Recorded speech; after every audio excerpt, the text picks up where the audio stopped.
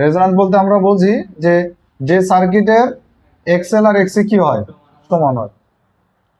আরেকটা জিনিস বুঝি যে রেজোন্যান্স সার্কিটের ক্ষেত্রে কারেন্ট হয় হচ্ছে ম্যাক্সিমাম।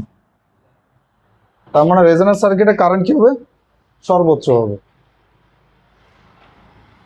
তো ব্যান্ডউইথ কার্ভটা কি রকম দেখো, এটা হচ্ছে একটা ব্যান্ডউইথ কার্ভ, যেখানে দেখা যাচ্ছে নিচের যে এক্সিস অক্ষটা আছে এটা হচ্ছে ফ্রিকোয়েন্সি, আর উপরে যে অক্ষটা আছে সেটা কি, কারেন্ট।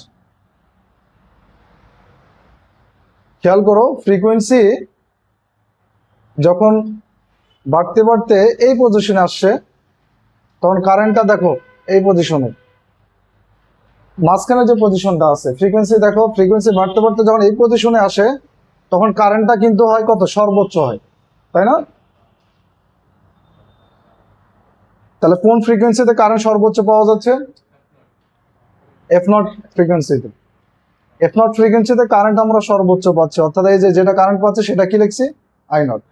এই যে ফ্রিকোয়েন্সিতে কারেন্ট সর্বোচ্চ পাচ্ছি সেই ফ্রিকোয়েন্সিটাকে আমরা বলেছি রেজোন্যান্স ফ্রিকোয়েন্সি, আর যে সর্বোচ্চ কারেন্টটা পাচ্ছি সেটাকে আমরা বলেছি রেজোন্যান্স কারেন্ট। তো রেজোন্যান্স কারেন্ট আই নট সমান কি হবে, ভি বাই আর। হওয়ার কথা ছিল কি, ভি বাই জেড। যেহেতু আমরা জানি যে রেজোন্যান্স সার্কিটের ক্ষেত্রে জেড সমান কি হয়, আর এর মান হয়, জেড আর আর সমান হয়। এই জন্য আমরা লিখতে পারি যে রেজোন্যান্স কারেন্ট আই নট সমান ভি বাই কত, আর।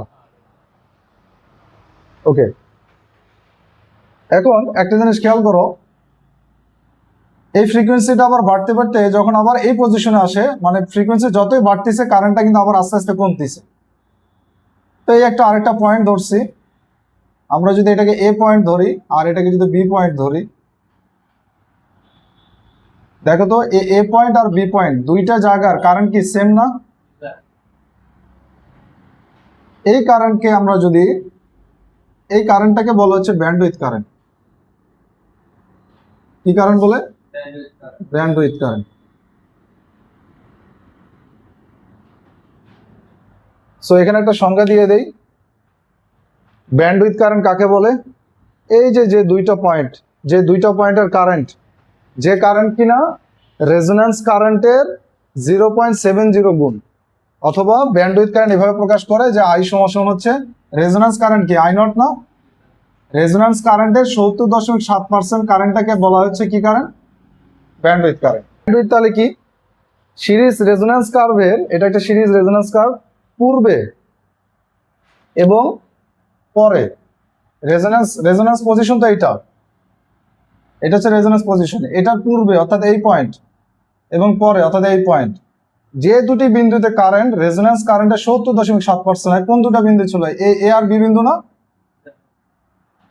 70.7%, অর্থাৎ সেই দুটি 70.7%কে আমরা এইভাবে লিখতে পারি 0.707 আই নট, রেজোন্যান্স কারেন্টের এত গুণ। সেই দুটি বিন্দুর ফ্রিকোয়েন্সির পার্থক্যকে কি বলে, সহজ কথা হচ্ছে এই F2 আর F1 এই দুইটা ফ্রিকোয়েন্সির মধ্যবর্তী যে পার্থক্যটা পাবো সেটা হচ্ছে আমার ব্যান্ডউইথ। বিএসপি দিয়ে প্রকাশ করে অথবা বিডব্লিউ দিয়ে প্রকাশ করে। তাহলে সহজ কথা কি, যে ব্যান্ডউইথ কারেন্ট কোনটা, এই দুইটা ফ্রিকোয়েন্সির মধ্যবর্তী পার্থক্য। ঠিক আছে, এই দুইটা ফ্রিকোয়েন্সিকে আবার কি বলে, এই পেছনেরটাকে বলে লোয়ার কাট অফ ফ্রিকোয়েন্সি, আর এটাকে বলেছে আপার কাট অফ ফ্রিকোয়েন্সি। তো এখানে যে প্রমাণটা আসে, প্রমাণটা কি, যে দেখা যায় সিরিজ রেজোন্যান্স সার্কিটের ব্যান্ডউইথকে ডেল এফ দিয়ে প্রকাশ করে, ইকুয়াল কত, আর বাই 2 পাই এল। এখানে দুইটা পয়েন্ট ছিল, এ পয়েন্ট আর একটা কি পয়েন্ট ছিল, বি পয়েন্ট। এই দুইটা পয়েন্টকে হাফ পাওয়ার পয়েন্ট বলে, এ ও বি বিন্দু দুটাকে কি বলে, হাফ পাওয়ার পয়েন্ট বলে। এটা আর এখানে লিখি নাই, হাফ পাওয়ার পয়েন্ট মূলত হচ্ছে ওমেগা দিয়ে প্রকাশ করো। এ আর বি, প্রথমটা কি এ না, তাহলে এটা হচ্ছে ওমেগা 1, তারপরেরটা হবে কি ওমেগা 2, বি বিন্দুর হাফ পাওয়ার পয়েন্ট হচ্ছে ওমেগা 2। এটাকে বলে লোয়ার হাফ পাওয়ার পয়েন্ট, এটাকে বলে আপার হাফ পাওয়ার পয়েন্ট, যেটা আমি একবারে শেষে লিখছি। এটাকে আপার half power point omega 2, lower half power point হচ্ছে ওমেগা 1। আচ্ছা, আমরা আসি যে রেজোন্যান্স কার্ভের ব্যান্ডউইথ ডেল এফ সমান কি আমরা জানি, ব্যান্ডউইথ মানে কি, দুইটা ফ্রিকোয়েন্সির মধ্যবর্তী পার্থক্য না, দুইটা ফ্রিকোয়েন্সি কি কি ছিল, F2 আর কি ছিল F1, তার মানে F2 মাইনাস কি F1। একইভাবে আমরা লিখতে পারি ডেল ওমেগা সমান omega 2 minus omega 1। RLC series সার্কিটের কারেন্ট আই সমান আমরা কি জানি, ভি বাই জেড। এগুলো লেখার কোনো প্রয়োজন নাই, এগুলো না লিখে যেহেতু মুখস্থ রাখতে হবে, সরাসরি তোমরা লিখতে পারো যে আরএলসি সিরিজ সার্কিটের current I equal V by root over R square plus omega L minus 1 by omega C whole square. এটা আমি একবার ভিডিও শেষে বলবো যাতে ভিডিওটা শর্ট হয় আর কি, কারণ অনেক স্টুডেন্ট এটা মুখস্থ রাখে, ভি বাই সরাসরি এটা মুখস্থ রাখে। তা আমি এই যে কিভাবে এটা আসলে এটা এখানে দেখাই দিছি, এটা শেষে বলবো। ওকে, এবার আসি ব্যান্ডউইথ কারেন্ট কি এটা ছিল না, আই সমান আমরা কি জানি 0.70 ইন্টু আই নট। এখন 0.707 আই নট সমান আমরা কি জানি, ভি বাই আর, তাহলে আই নট সমান লিখতে পারি না ভি বাই আর। ওকে, এই 0.707 কে এইভাবে লেখা যায় 1 বাই √2, কারণ 1 কে √2 দিয়ে ভাগ করলে 0.707 হবে।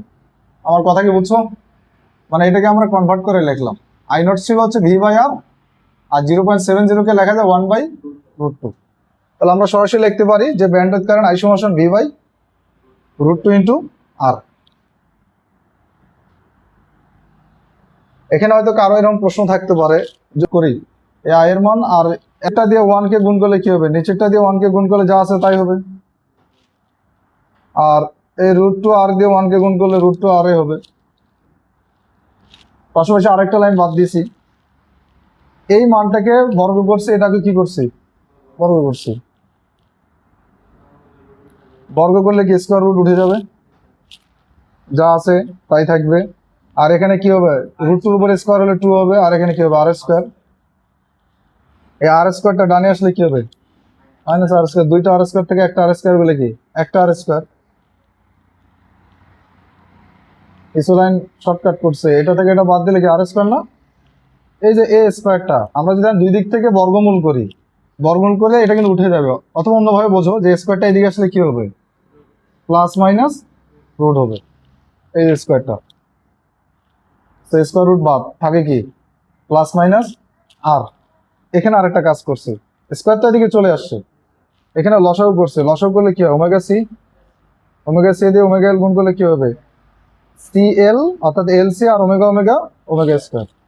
আবার ওমেগা সি দিয়ে ওমেগা সি ভাগ করলে 1 দিয়ে 1 গুণ করলে 1, আর স্কোয়ারটা এদিকে এসে প্লাস মাইনাস রুট হয়ে গেছে, স্কোয়ার রুট বাদ হয়ে গেছে। খেয়াল করতো এনএসি কে 1 আছে না, আর আর গুণ করে 1 দিয়ে এটা গুণ করলে যা আছে তাই। ওমেগা সি দিয়ে আর গুণ করলে কি হবে আর সি ওমেগা, সাথে কি আছে প্লাস মাইনাস। একটা বিষয় খেয়াল করছো যে আমি ওমেগাটাকে সবসময় শেষে রাখতেছি, রাখার কারণ আছে। আচ্ছা, এই রাশিটা বাম দিকে নিয়ে আসা যাবে না, বাম দিকে আসলে কি হবে, এই প্লাসটা কি হয়ে যাবে মাইনাস হয়ে যাবে, আর মাইনাসটা কি হয়ে যাবে, কিন্তু ঘুরে ফিরে তো ওই আগের চিহ্নই প্লাস মাইনাসে থাকতেছে। তো এটাকে আমরা এভাবে রাখতে পারি। এটা অলরেডি এটা অলরেডি দ্বিঘাত সমীকরণের সূত্র বসে গেছে। দ্বিঘাত সমীকরণের সূত্র আমরা কি জানতাম, a x square plus b x plus c equal কত, নিচে দেখা যায় না। আচ্ছা, সূত্রটা কি ছিল বলো, x square plus b x plus c equal 0 হলে এক্স সমান দ্বিঘাত সমীকরণের সূত্র অনুযায়ী কি হবে, মাইনাস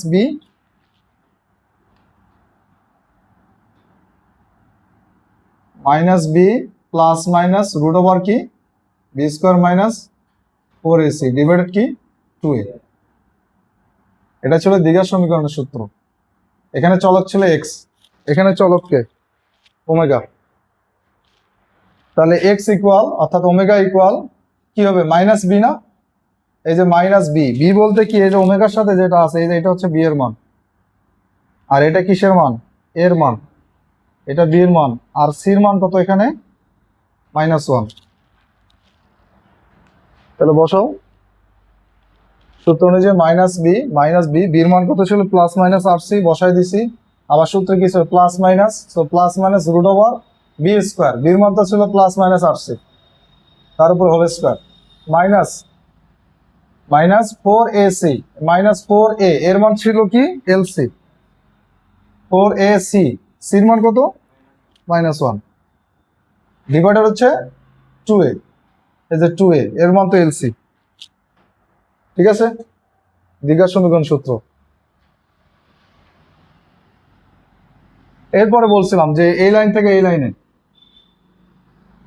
এই লাইন থেকে এই লাইনটা তোমরা মুখস্থ রাখবা। এটা আমি ওই যে এটা যখন দেখাবো এটাও তখন ভেঙে দেখাবো আর কি, যে এই লাইন থেকে এই লাইন কিভাবে আসলো।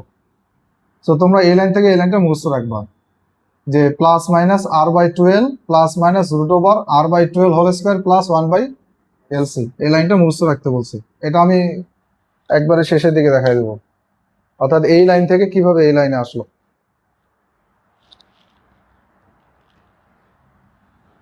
মনে রাখার কিন্তু একটা সহজ উপায় আছে, খেয়াল করে, এটা কিন্তু সেম, আর বাই টুয়েলভ এখানে কি আর বাই টুয়েলভ, এখানে প্লাস মাইনাস এখানে প্লাস মাইনাস, শুধু অতিরিক্ত কি হয়েছে রুট, প্লাস দিয়ে কি ওয়ান বাই এলসি, এভাবে মনে রাখবা। এরপর দেখো এটা যা আছে তাই, প্লাস মাইনাস রুট ওভার এই যে রাশিটা আছে আর বাই টুয়েলভ হোল স্কোয়ার, এটা অনেক ছোট, এই মানটা ছোট হওয়ার কারণে এটাকে আমরা কি করছি নেগলেক্ট করছি, বাদ দিয়ে দিছি, বাদ দিলে কি থাকে ওয়ান বাই এলসি। বুঝছো রাহি? এখানে দুইটা রাশি আছে,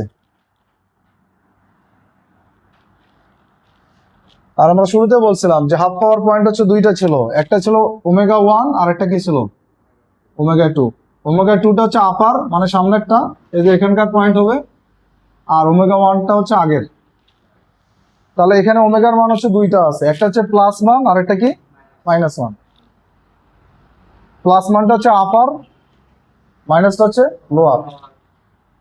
ওমেগাটা ছিল কিন্তু হাফ পাওয়ার পয়েন্ট, সো লিখতে পারি যে অতএব upper half power point omega two equal, একবার প্লাস দিলাম, বাকি যে মানটা আছে বসাইছি, এবং আরেকটা জিনিস কাজ করছি, এখানে প্লাস মানে ছিল না, এটাকে একটু ব্র্যাকেট দিয়ে রাখছি, সাইডে প্লাস রাখছি, সমস্যা আছে? এটা তো সমস্যা নাই। এরপর আসে lower half power point, lower half power point কি omega one, lower half power point হবে মাইনাসটা, এই যে minus R by two L, এটাকে ব্র্যাকেট দিয়ে রাখছি, এখানে প্লাস দিছি, এটাকে বানাইছি তিন আর এটাকে চার, অনেকটা ক্লাস 9-10 মতো করে করছি যোগটা। 3 থেকে 4 কি করছি বিয়োগ করছি, 3 থেকে 4 বিয়োগ করো, omega two minus omega one equal, দেখো তো এটা হচ্ছে প্লাস, এটা হচ্ছে প্লাস মান, আর এটা কি হয়ে গেছে এখন মাইনাস ওয়ান, এটা কি করা যায় কেটে দেওয়া যায়, এখানে একটা আর বাই টুয়েলভ এখানে একটা আর বাই টুয়েলভ, কয়টা আর বাই টুয়েলভ দুইটা আর বাই টুয়েলভ, তো লেখা যায় না two into R by twelve, টুটে কি করে দেওয়া যায় কেটে দেওয়া যায়, থাকে কি আর বাই এল। আর এই যে এই দুইটা পয়েন্টের পার্থক্যকে আমরা লিখতে পারি কি ডেল ওমেগা, যেটা শুরুতে লিখছিলাম যে ডেল ওমেগা সমান omega two minus omega one. আবার আমরা জানি যে ওমেগা ইকুয়াল কি জানি আমরা টু পাই এফ, তাহলে যদি ডেল ওমেগা হয় তাহলে এখানে কি হবে ডেল এফ, তাই না? তো ডেল ওমেগা জায়গায় কি লিখতে পারি টু পাই ডেল এফ, টু পাই ডেল এফ, ডেল এফটাকে রেখে দাও, টু পাইটা এখানে আছে, এটা আর এইভাবে এখানে চলে আসলে গুণ হয়ে যাবে, টু পাইটা নিচে চলে আসছে টু পাই এল, তাহলে কি পেলাম ডেল এফ সমান আর বাই